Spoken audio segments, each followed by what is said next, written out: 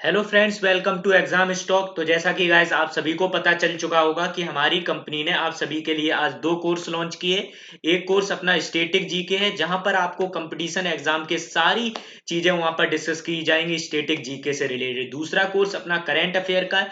दोनों ही कोर्स आपके exam point of view से गाइस बहुत ही महत्वपूर्ण है। तो गाइस आज से आपको कहीं जाने की जरूरत नहीं है यूट्यूब पर, आपको सारे कोर्स यहीं पर अवेलेबल कराए जाएंगे। अगर आपको और कोई कोर्स की जरूरत है तो हमारे कमेंट बॉक्स में लिखकर हमें बताइए, तो जल्दी से जल्दी हम वो भी कोर्स आपको अवेलेबल करा देंगे।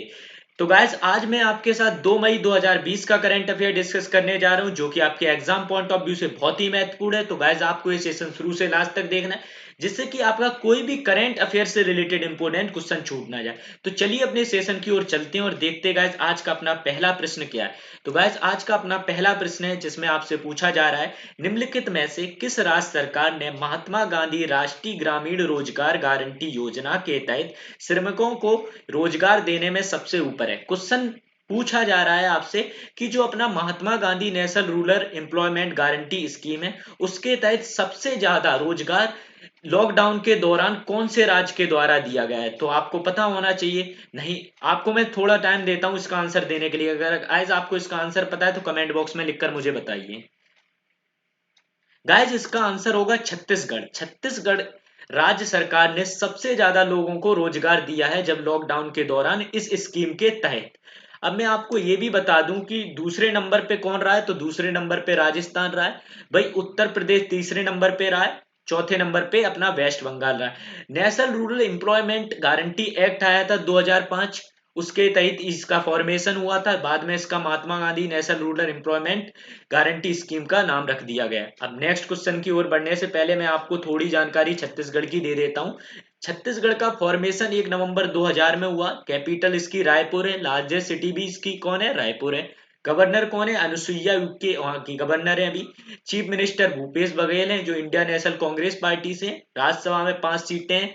लोकसभा में 11 सीटें। वहां पर हाई कोर्ट कौन सा है उनका? छत्तीसगढ़ हाई कोर्ट है, जो बिलासपुर के अंदर है। एरिया में उनकी 9th रैंक आती है। इतनी जानकारी आपको इस क्वेश्चन से और होनी चाहिए। नेक्स्ट क्वेश्चन की ओर बढ़ते हैं, जिसमें आपसे पूछा जा रहा है आयुष्मान भारत दिवस हर साल डैश पर मनाया जाता है। आपसे क्वेश्चन में बेसिकली पूछा जा रहा है जो आयुष्मान भारत दिवस है वो कितनी तारीख को मनाया जाता है। तो गाइज मैं आपको दोबारा से 5 सेकंड देता हूं इसका उत्तर देने के लिए।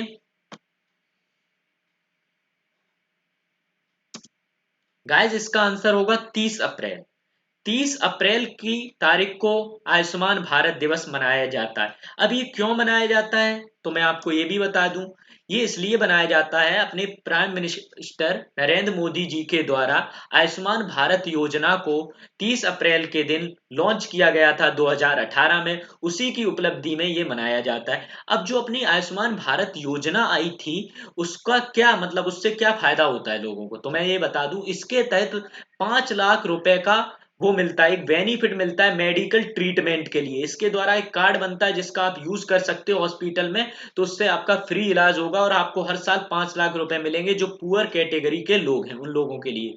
और मैं आपको बता दूं, इसको दूसरे नाम से भी जाना जाता है, प्रधानमंत्री जन आरोग्य योजना के नाम से भी जाना जाता है। और एक और नेम है आयुष्मान भारत योजना। तो आपको इतनी जानकारी इस क्वेश्चन से और होनी चाहिए थी। नेक्स्ट क्वेश्चन की ओर बढ़ते हैं। नेक्स्ट क्वेश्चन में आपसे पूछा जा रहा है, अंतरराष्ट्रीय श्रम दिवस हर साल डैश पर मनाया जाता है। International labour day is observe every year on. आपसे पूछा जा रहा है जो लेबर डे हर साल कितनी तारीख को मनाया जाता है। तो मैं आपको बता दूं, ये 1 मई को मनाया जाता है। मई के फर्स्ट दिन को ये मनाया जाता है। तो 1 मई को हर साल ये मनाया जाता है। अभी किसके द्वारा मनाया जाता है मैं ये भी बता दूं आपको। इंटरनेशनल लेबर ऑर्गेनाइजेशन है, उसके द्वारा इसको मनाया जाता है। इसका फॉर्मेशन कब हुआ था? 29 अक्टूबर को हुआ था। भाई इसका जनेवा स्विट्जरलैंड के अंदर हेडक्वार्टर है। गे राइडर इसके डायरेक्टर जनरल। इतनी जानकारी आपको इस क्वेश्चन से और होनी चाहिए थी। नेक्स्ट क्वेश्चन की ओर बढ़ते हैं, जिसमें आपसे पूछा जा रहा है, ओपन बजट सर्वेक्षण के अनुसार बजट पारदर्शिता और जवाबदेही के मामले में भारत का रैंक क्या है। गाइज मैं आपको 5 सेकंड देता हूं इसका उत्तर देने के लिए। उत्तर कमेंट बॉक्स में लिखकर मुझे बताइए। गाइज इसका आंसर होगा 53। भारत की अभी इसमें 53 रैंक है। तो आपको ये भी पता होना चाहिए, according to the open budget survey के अनुसार इंडिया की रैंक किस में है? बजट ट्रांसपेरेंसी एंड अकाउंटेबिलिटी में। जो अपन बजट जो अपना आता है ना, उसके ऊपर एक ट्रांसपेरेंसी हो, जवाबदेही हो, सब कुछ बताया जाता है अलग अलग देशों में। तो अपने देश की रैंक 53 है। 53 मतलब बीच में आ रही है अपनी देश की रैंक, ना ज्यादा अच्छा है ना ज्यादा बुरा है। अब मैं आपको ये भी बता दूं कि इसमें फर्स्ट कौन आया, तो इसमें फर्स्ट रैंक पे रहा है न्यूजीलैंड और साउथ अफ्रीका, दोनों को 89 स्कोर मिला है। भाई मैं आपसे, इंडिया को कितना स्कोर मिला है, तो इंडिया को 48 स्कोर मिला है और 53 रैंक है इसकी। दोनों में बातें आपको याद रखनी है। न्यूजीलैंड और साउथ अफ्रीका ने इसमें दोनों ने टॉप मारा है, दोनों का सेम स्कोर रहा है।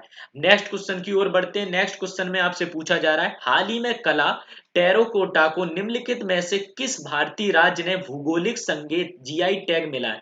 जियोग्राफिकल इंडेक्सन जो टैग होता है वो हाल ही में टेराकोटा को मिला है। तो किसके द्वारा दिया गया है गाइस, फिर से मैं आपको 5 सेकंड दे रहा हूं उत्तर देने के लिए। कमेंट बॉक्स में लिखकर आंसर दीजिए इसका भी, अगर गाइस आपको पता है, नहीं तो फिर अपन डिस्कस कर ही रहे हैं।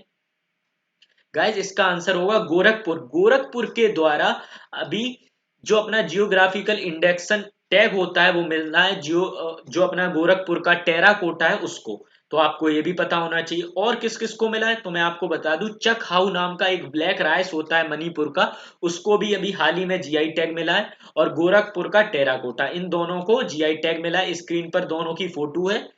इस तरीके से जो अपना चक हाउ ब्लैक राइस होता है वो इस तरीके से आपकी स्क्रीन पे दिखाया है मैंने, उस तरीके का होता है। टेराकोटा इस तरीके की आर्ट्स के द्वारा बनाई हुई मूर्तियां वगैरह होती हैं, आप देख लीजिए स्क्रीन पर। अब थोड़ी सी अपन बात कर लें मणिपुर की और यूपी की, क्योंकि यूपी के अंदर गोरखपुर आता है, और मणिपुर की भी बात कर लूं क्योंकि मणिपुर का चखाऊ राइस है। तो मणिपुर की कैपिटल इम्फाल है। 21 जनवरी 1972 का इसका फॉर्मेशन हुआ। प्रेजेंटली में गवर्नर हैं नजमा हिपतुल्ला। एन वीरेन सिंह जो बीजेपी के, वो है चीफ मिनिस्टर। राज्यसभा में एक सीट है, लोकसभा में 2 सीटें हैं यहाँ पर। एरिया में इसकी 23rd रैंक आती है। मणिपुर इसका हाई कोर्ट है। वहीं अपन बात कर लें उत्तर प्रदेश की, तो 24 जनवरी 1950 में इसका फॉर्मेशन हुआ। कैपिटल लखनऊ है। 75 डिस्ट्रिक्ट है यहाँ पर। राज्यसभा में 31 सीटें, लोकसभा में 80 सीटें। आनंदीबेन पटेल यहाँ की गवर्नर है। चीफ मिनिस्टर योगी आदित्यनाथ हैं। वहीं डिप्टी चीफ मिनिस्टर कौन है, केशव प्रसाद मौर्य है। वहीं दिनेश शर्मा बीजेपी के, वो भी deputy chief minister. Chief secretary यहाँ के राजेंद्र कुमार तिवारी हैं जो आईएएस हैं। इतनी जानकारी आपको इस क्वेश्चन से और होनी चाहिए थी गाइस। नेक्स्ट क्वेश्चन की ओर बढ़ते हैं, जिसमें आपसे पूछा जा रहा है, रामायण विश्व स्तर पर सबसे ज्यादा देखने वाला मनोरंजन कार्यक्रम बन जाता है। इसने एक विश्व रिकॉर्ड बनाया जब डैश लोगों ने एक दिन में शो देखते थे। तो मतलब इसमें आपसे पूछा गया है एक दिन में सबसे ज्यादा रामायण को देखा गया है, तो वो आपसे एक नंबर पूछा जा रहा है कितने लोगों ने एक दिन में इसको देखा है। तो गाइस आपको पता होना चाहिए एक दिन में इसे 77 मिलियन लोगों ने देखा है। बहुत बड़ी बात है, 77 मिलियन ने देखा है। और ये कहां पर आ रहा है, आजकल प्रसारण हो रहा है डीडी नेशनल पर। तो ये बहुत बेहतरीन रिकॉर्ड बनाया गया है रामायण के द्वारा। तो आपके पेपर पॉइंट ऑफ व्यू से बहुत महत्वपूर्ण क्वेश्चन है, आने वाले एग्जामों में क्वेश्चन जरूर देखने को मिलेगा आपको। नेक्स्ट क्वेश्चन की ओर बढ़ते हैं, जिसमें आपसे पूछा जा रहा है, हाल ही में मिकाइल मुस्टीन को कोविड-19 के लिए सकारात्मक परीक्षण किया गया है। वो डैश के प्रधानमंत्री है। टेस्ट पॉजिटिव आया उनका कोविड-19 का, निखिल मुस्तीन का। वो कहाँ के प्राइम मिनिस्टर है, तो आपको पता होना चाहिए कहाँ के हैं। मैं आपको फिर से 5 सेकंड दे रहा हूं, उत्तर दीजिए कमेंट बॉक्स में लिखकर। गाइज ये रसिया के प्राइम मिनिस्टर है। मैं आपको बता दूं ये कहाँ के हैं, रसिया के प्राइम मिनिस्टर है मिकाइल मुस्टीन, जिन्हें अभी हाल ही में कोविड-19 का टेस्ट पॉजिटिव पाया गया है। तो आपको ये भी पता होना चाहिए। अब रसिया की थोड़ी सी बात कर लेता हूँ। रसिया की कैपिटल है मॉस्को, और वहीं वहां पर करेंसी चलती है रसियन रूबेल। वहां के प्रेसिडेंट है व्लादिमीर पुतिन। इतनी जानकारी आपको रसिया की और होनी चाहिए थी। अब मैं आपसे नेक्स्ट क्वेश्चन पूछने जा रहा हूं, जिसमें आपसे पूछा गया, हाल ही में निम्नलिखित में से किसे गूगल पे इंडिया का सलाहकार नामित किया गया है। तो आपको पता होना चाहिए। मैं फिर से 5 सेकंड दे रहा हूं आपको इसका उत्तर देने के लिए। गाइज अगर आपको नहीं पता तो मैं आप डिस्कस कर लेता हूं। इसका उत्तर है शिखा शर्मा। इसका उत्तर है शिखा शर्मा, जो एक्स सीओ थी कौन से, एक्सिस बैंक की। मैं आपको बता दूं एक्स सीओ थी ये एक्सिस बैंक की, पर लेकिन इन्हें हाल ही में एडवाइजर बना दिया गूगल पे इंडिया का। तो आपको इतनी जानकारी और होनी चाहिए। बहुत ही इंपोर्टेंट अपॉइंटमेंट है पेपर पॉइंट ऑफ व्यू से देखते हुए। नेक्स्ट क्वेश्चन की ओर बढ़ते हैं, जो आज का अपना लास्ट क्वेश्चन है, जिसमें आपसे पूछा जा रहा है, निम्नलिखित में से किस संगठन ने हाल ही में स्वास्थ्य कार्यकर्ताओं को श्रद्धांजलि देने के लिए वी विल विन कैंपेन शुरू किया है। तो आपको बताना है गाइस। इसका आंसर कमेंट बॉक्स में फटाफट लिख दीजिए। नहीं पता तो अपन डिस्कस कर ही लेते हैं। इसका आंसर होगा फीफा। फीफा जो अपना उसके द्वारा एक कैंपेन चलाया गया है जो अपने हेल्थ वर्कर है उन्हें की श्रद्धांजलि देने के लिए। अब फीफा की थोड़ी सी बात कर लूं मैं। फीफा का फॉर्मेशन 21 मई 1904 में हुआ। पेरिस फ्रांस में इसका फॉर्मेशन हुआ था। इसका हेडक्वार्टर अभी जूर्जी स्विट्जरलैंड में है। वही 211 इसके नेशनल मेंबर हैं। भाई इसके प्रेसिडेंट गिनी इन्फेंटिनो है। गिनी इन्फेंटिनो बहुत ही पेपर पॉइंट ऑफ व्यू से प्रेसिडेंट का नाम है, याद कर लो, हर बार एग्जाम में देखा जाता है कोई ना कोई। गिनी इन्फेंटिनो। अब नेक्स्ट क्वेश्चन है जो आपके लिए आज का क्वेश्चन ऑफ द डे है गाइस। इसका आंसर आपको कमेंट बॉक्स में लिखकर देना है, जिसमें आपसे पूछा जा रहा है निम्नलिखित में से किसने जापान द्वारा ऑर्डर ऑफ राइजिंग सन से सम्मानित किया गया है। ये क्वेश्चन पूछ रहा है ऑर्डर ऑफ राइजिंग सन का जो जापान का एक हॉनर होता है उसके द्वारा किसको सम्मानित किया है। इसका आंसर गाइस आपको कमेंट बॉक्स में लिखकर देना है जरूर।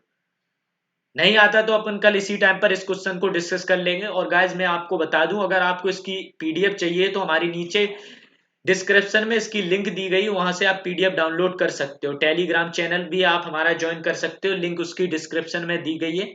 तो गाइज अगर आपको हमारा ये सेशन अच्छा लगा और आपको रेगुलर इस प्रकार की क्लास चाहिए हो तो हमारे चैनल को सब्सक्राइब कर लीजिए और इस वीडियो को लाइक कीजिए और लोगों तक पहुंचाइए। बस आपसे मेरा यही रिक्वेस्ट है कि अगर आप इस पर रेगुलर रहते हो तो मैं आपसे वादा कर सकता हूं इस बात का कि आपका एक भी करंट अफेयर से रिलेटेड क्वेश्चन आपके एग्जाम में गलत नहीं होगा। तो आपको पीडीएफ के लिए मैंने बता दिया, टेलीग्राम पे आप जा सकते हो, नीचे लिंक दी गई है डिस्क्रिप्शन में।